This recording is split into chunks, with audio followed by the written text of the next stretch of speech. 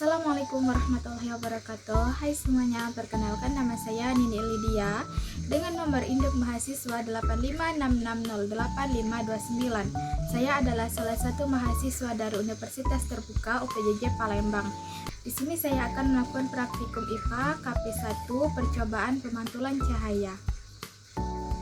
Tujuan percobaan: 1. Menjelaskan sifat-sifat cahaya. 2. Menjelaskan sifat-sifat bayangan yang dihasilkan oleh cermin.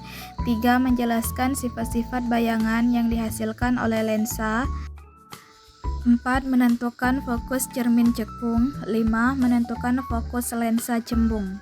Apa itu optik? Optik adalah ilmu yang mempelajari sifat-sifat yang berkaitan dengan cahaya.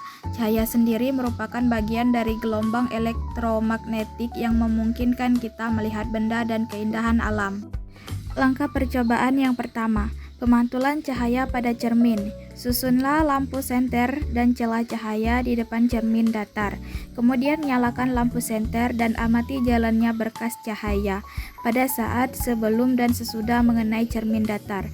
Gambarkanlah jalannya berkas sinar tersebut sehingga tampak sudut datang dan sudut pantulnya.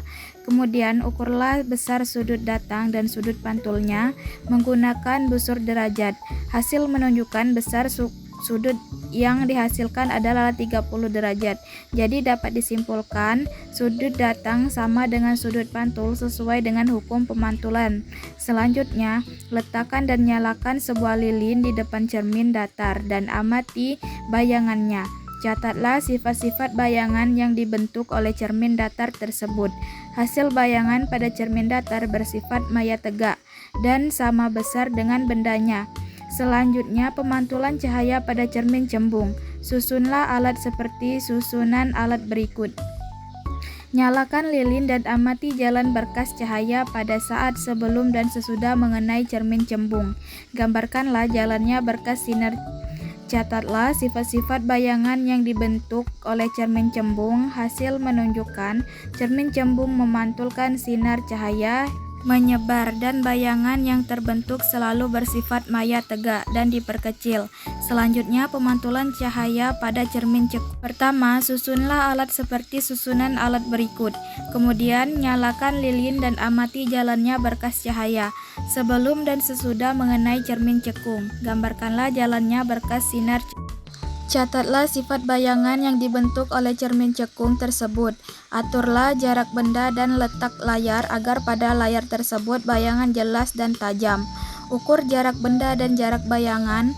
Hasil menunjukkan bayangan terbentuk nyata pada layar bayangan bersifat nyata dan terbalik. Kemudian geser benda menjauhi cermin cekung.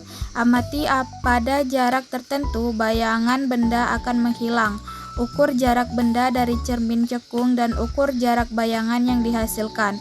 Pada jarak 15 cm, panjang bayangan benda adalah 5 cm. Pada jarak 20 cm, panjang bayangan benda adalah 4 cm. Pada jarak 25 cm, panjang bayangan benda adalah 3 cm. Hasil menunjukkan semakin jauh benda dari cermin cekung, maka akan semakin kecil bayangan yang dihasilkan. Dengan kata lain, jarak benda tersebut sama dengan jarak fokus cermin cekung ketika bayangan menghilang. Berarti bayangan berada jauh dari titik fokus cermin cekung.